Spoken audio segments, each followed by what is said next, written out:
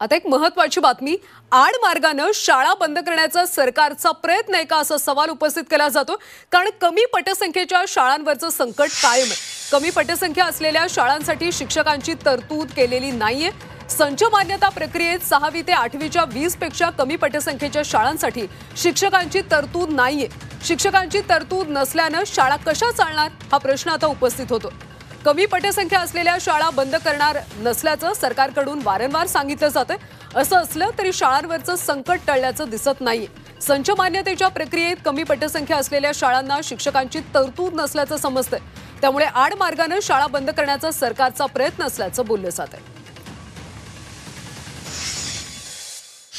कारण ज्या शाळेचा पट 19 असेल, 18 असेल, 17 असेल त्या शाळांवरती शिक्षक अतिरिक्त होणार आहेत आणि मग ह्या सगळ्या विद्यार्थ्यांचा परिणाम होऊन पालक आपले विद्यार्थी त्या शाळेमध्ये ठेवणार नाहीत आणि अनेक विद्यार्थी हे शिक्षणापासून वंचित राहणार आहेत। आणि म्हणून राज्याचे शालेय शिक्षण मंत्री महोदयांना आम्ही राज्यातील सर्व मध्यवर्ती शिक्षक संघटनेच्या माध्यमातून नम्रपणे विनंती करणार आहोत की ही जी सुधारित संच मान्यता आहे याला आपण स्थगिती द्यावी आणि नवीन सर्व संघटनांना विश्वासात घेऊन आपण नवीन शिक्षक धोरण निश्चित करावं।